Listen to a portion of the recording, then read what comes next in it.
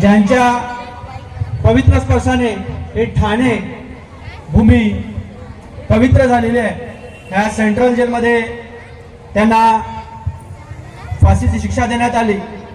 अशा महान भूमीमध्ये मला यायचा योग मिळतोय। त्याचबरोबर 22 नोव्हेंबर इतिहासात आम्हाला शिकवलं गेलं, खूप लढी मर्दानी व झाशी वाली राणी ती, परंतु मित्रांनो तसं नाही आहे। ज्या झाशीचा किल्ला ज्यांनी लढवल्या त्या आपल्या आदिवासी महिला शूरवीर झलकारीबाई होत्या। हे आपण इतिहास समजून घेतला पाहिजे, जाणून घेतला पाहिजे, म्हणून हे असे कार्यक्रम आपण आयोजित करतो। मन भरून आलं की ह्या एवढ्या मोठ्या मेट्रो सिटीमध्ये आदिवासी अजूनही जिवंत आहे, आणि हे सांगण्यासाठी आज आपण इथे आलेलो आहोत।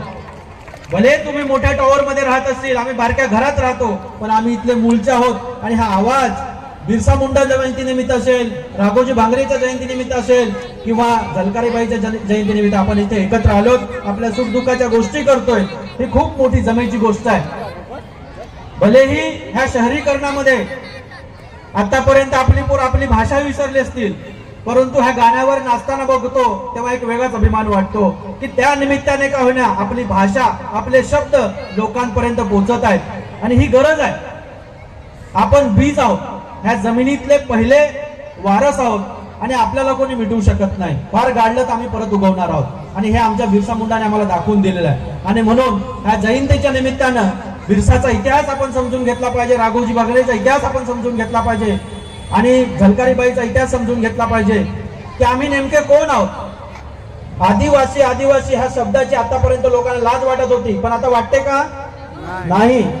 9 ऑगस्टच्या निमित्ताने रस्त्यावर येता ना, हा तर 9 ऑगस्ट जागतिक आदिवासी दिवस आहे, हा आपला आत्मसन्मानाचा दिवस आहे, आणि त्या निमित्ताने आपण लोकांसमोर आपली संस्कृती, आपल्या परंपरा दाखवतोय, आणि ही काळाची गरज आहे। मोठे झालो म्हणजे किती मोठे झालो, शेवटी कुठे जायचंय?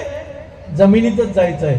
ही जमीन आपली आई आहे, आणि त्या जमिनीला वाचवण्यासाठी आज जे पोस्टर इथे लागलेलं आहे, काय सांगतो त्यांना, बिरसा मुंडांना?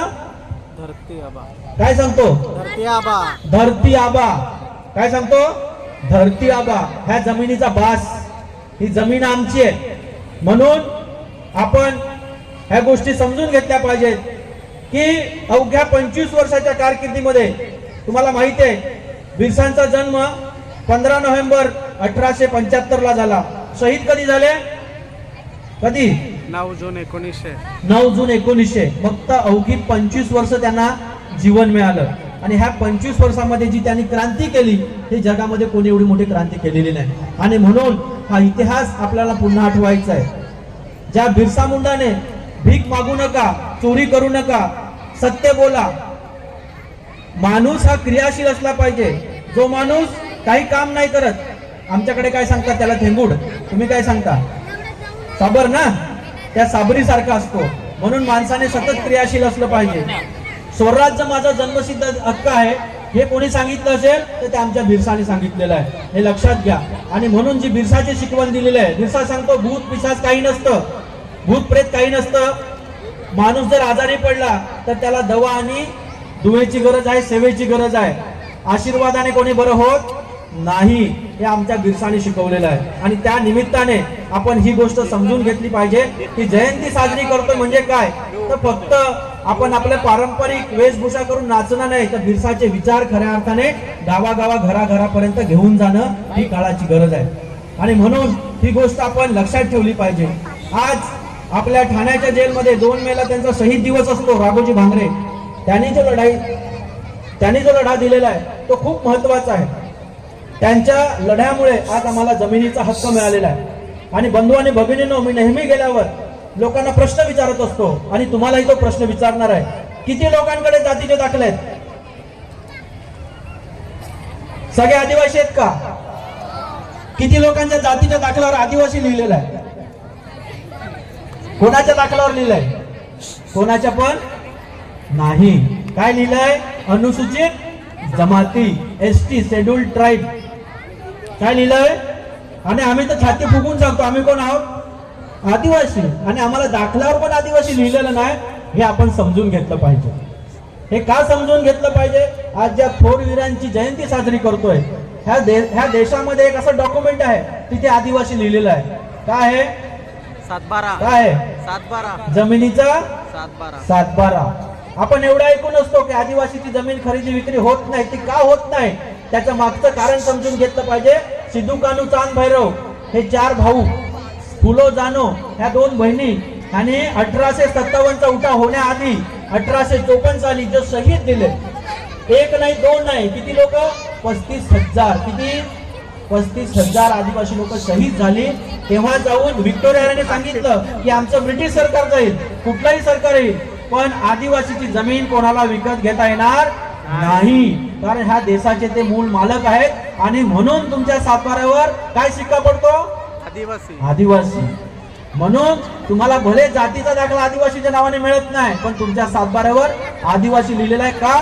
आदिवासी हा देशाचा मूळ मालक आहे आणि त्याची जमीन कुठल्याही सरकारला खरेदी विक्री करता येणार नाही. आणि ती देण बिरसा मुंडा, राघोजी बांगरे, झलकारीबाई ह्या लोकांच्या रक्तामुळे आहे. ते असंच तुम्हाला मिळालेलं नाही, ह्याची जाणीव आपण ठेवली पाहिजे. आणि म्हणून ही गोष्ट समजून घेतली पाहिजे. उद्याला 26 नोव्हेंबर आहे, बरोबर ना? उद्याला 26 नोव्हेंबर आहे. लोक उद्या संविधान दिवस साजरा करणार आहेत. मग आम्ही ह्या देशासाठी काय दिलं की नाही दिलं, ह्या निमित्ताने विचार करायची वेळ आहे. कारण ह्या देशामध्ये 74 बंड झाली, त्यापैकी 72 बंड, सशस्त्र बंड कोणी केले? आदिवासीने केलेले. हे योगदान आपलं आहे. म्हणून आपली लढाई अजून अपूर्ण आहे.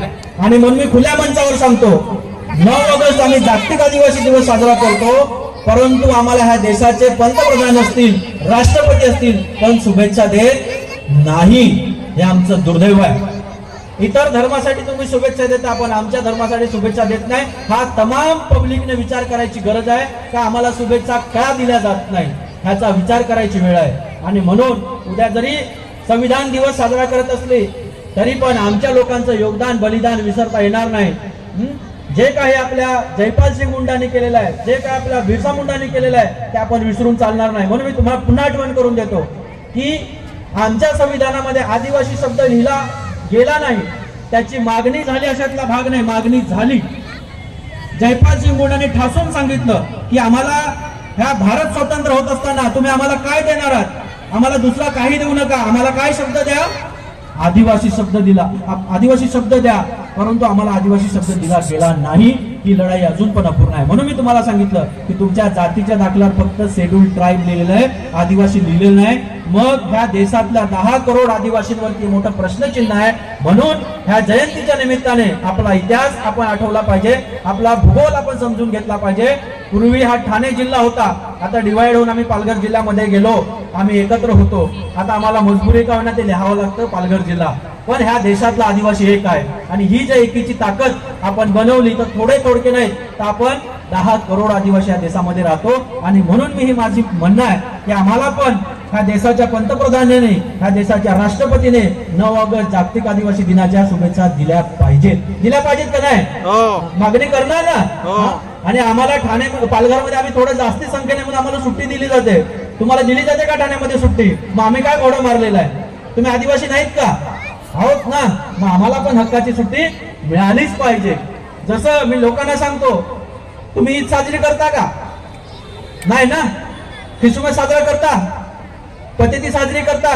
नाही. सुट्टी घेता का नाही? सुट्टी घेता ना? जी राष्ट्रीय सुट्टी असते, बरोबर ना? मग आम्हाला पण असं वाटतं की एक दिवस जागतिक आदिवासी दिवसाची सुट्टी इतर समाजाला पण दिली गेली पाहिजे का नाही?